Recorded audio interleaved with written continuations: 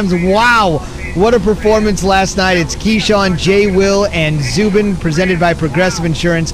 All of our guests join us on the Shell Pennzoil Performance Line. Key, I got to start with you here. Goff's numbers were quite something. 39 for 51 for 376, 3 touchdowns. Cooper Kupp, 11 catches. Robert Woods, 10 catches. They combined for 275 yards receiving. And you want to say Tom Brady's got the pass-catching weapons, but when you look at it, they just had enough in a game that you think they should have dominated. Well, I thought they probably could have won this game by 17 points. When you look at it, there's a missed field goal there.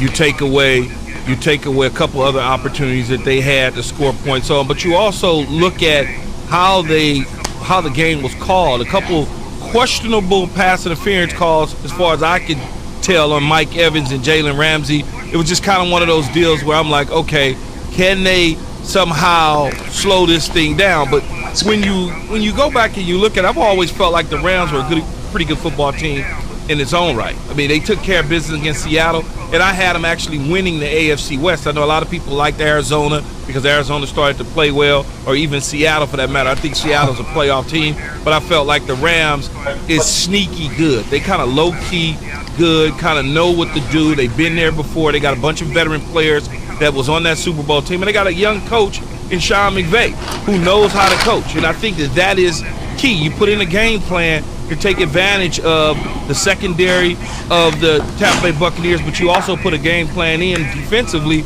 to go and get Tom Brady, to make Tom Brady basically just a quarterback in the National Football League and not the GOAT. And you saw that last night, a couple interceptions by Brady. I know people were questioning whether or not his arm got hit over the middle that he was trying to go to Godwin on, but that was clearly a throw and not someone hitting his arm. Or you talk about the late interception on the 2-minute drive to seal the game for the Rams. Jay, what do you think?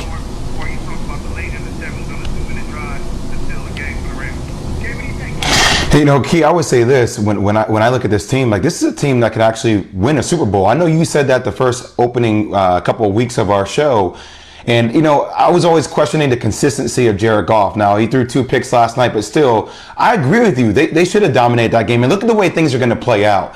This team, their last 6 remaining games are all on the West Coast, okay? And if you talk about the way Cooper Kupp and the way Woods play, I mean, Cooper Kupp is one of the most underrated wide receivers there is in the National Football League. Devontae Adams even said it last night via Twitter. Just look at the yards he's able to gain after a catch. I mean, he's number 2 in the league with yards after the catch. So if they're able to play that way, their defense is formidable. We talked about that. And the way their games pan out, I mean, look at the rest of their schedule. You talk about they played at 49ers, at Cardinals, Patriots, Jets, Seahawks, and then Cardinals again. Granted, you see the same team twice in the Cardinals, but we don't know how Kyler Murray's doing with that shoulder. I mean, they're in striking position in the NFC that is wide open, it just feels like. Absolutely wide open. It certainly is wide open, Jay, and I think when you look at it, outside of the Saints, the Rams are right there. If the Saints have any sort of hiccup, the Rams can slide themselves into that number 1 bye spot, something that, I don't know if it's this year because of the way things have played out throughout the course of the year with everything in the pandemic, that the home field is really all that important, because some stadiums, some cities, some towns don't have fans in their stadium. So you get the benefit of the doubt by not, pretty much going to a stadium with home field advantage with a loud noise and a loud crowd. I would say this, though. The Bucs, for all that was made up about what Tampa Bay is, Zubin, it's just a bunch of names. That's the way I look at it. The Gronkowskis, the Browns, the Evanses, the Bradys, the Fournettes, the Joneses, the Chris Godwins, the O.J. Howards when he was there. It certainly hasn't turned out to be what we thought it was based on what people's expectations were at the beginning of the year. A couple of numbers for you, Key, to back that up, and you've been saying this for weeks, so let's talk about it just in bits, in pieces. The Bucs right now drop to 7-4. They're still in clear position to make the playoffs, but it gets a little bit dicey if they were to lose Sunday, because they have Patrick Mahomes and the Chiefs coming to town, and after what we saw from the Chiefs Sunday night and what we saw from the Bucs on Monday night, I don't think it's unreasonable to think the Bucs would fall to 7-5. Then it starts to get a little bit murky. But the one thing that you said, Key, last night, and you've been saying all season long, is Tom Brady is just like anybody else. Despite how great he is, he's just like anybody else when he feels the pressure. 2 for 8 for 17 yards last night when pressured. There was a stat in the fourth quarter when the game was hanging in the balance and Steve and Brian and Lou were calling the game. It said Brady pressured 0 for 6. He finished 2 for 8 for 17 yards under pressure. Something you've said, despite how great he is, when you get him up the middle, he reacts like every other quarterback. Well, I think that's the key because he can't get out on the perimeter. So if you're pushing the pocket with Aaron Donald and those guys and Brockers is doing his job on the end, it's like, well, where do I go? I've got to stand here and I got to stand tall in the pocket and try and deliver the football. If you just look over the course of Brady's wonderful Hall of Fame first ballot, in fact, it won't even be a first ballot. It'll be as soon as I retire, I'm in there the next day, Hall of Fame. You look at that, the teams that he traditionally have lost to, what was it that they've had? They've had pass rush. Whether it was the Baltimore Ravens, whether it was the Kansas City Chiefs, whether it was the New York Jets, those teams, the Giants, when they won those games, they got after him. And that's the recipe, is you've got to create havoc for him and make him uncomfortable in the pocket.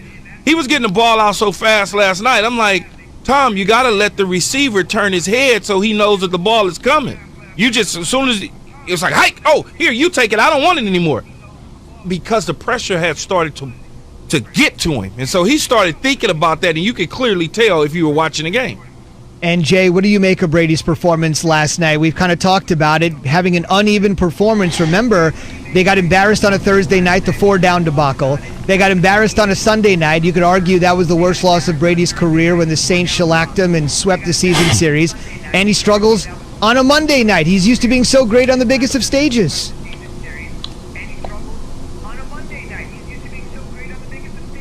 I mean, Zubin, this is supposed to be Tom versus time.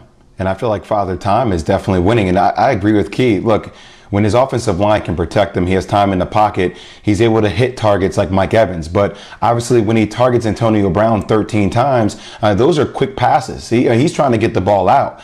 And Key, I would come back and ask you, look, he was 1-9 last night in passes that were plus 15 yards, right? So is it safe to say, like, Tom Brady, and not that he was ever malleable in the pocket and can move, but still with time and him being the age he is, it just doesn't seem, if you play against a formidable defense, if you can pressure him, they're off their game. Like they're not even close to a Super Bowl contender, it feels like.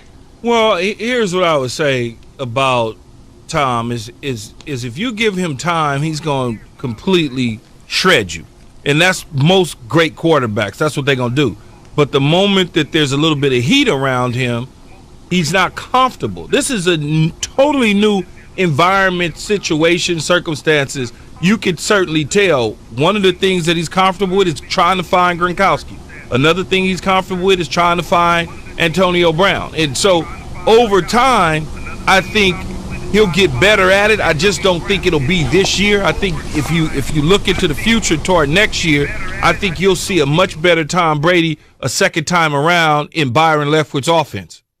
There's no doubt about it. So this morning we're asking on the Dr. Pepper Twitter feed, who's the one team the Saints don't want to face in the playoffs? Yesterday our question was, who's the one team the Chiefs don't want to play? And it seemed like the overwhelming answer was the Steelers. But this morning we're asking you, who do the Saints want to avoid? We're asking you that because at this particular point, the Saints sit in the number one spot in the NFC. Oh, by the way, right behind them are the surging 7-3 Rams. Maybe that's your answer. Maybe it's Green Bay. Maybe it's Seattle. Maybe it's somebody else. Maybe it's still the Bucs. Be a part of the Keyshawn, J. Will, and Zubin Nation on the Dr. Pepper Twitter feed. ESPN Nation presented by Dr. Pepper. It's official. College football's back. So is your favorite Dr. Pepper loving college football town, Fansville. Head to a store near you to treat your inner college football fan to an ice cold 20-ounce Dr. Pepper today. On the way, the Steelers on Thanksgiving, giving us a stat that will blow your mind. That's next. Keyshawn, J. Will, and Zubin on ESPN Radio and the ESPN app.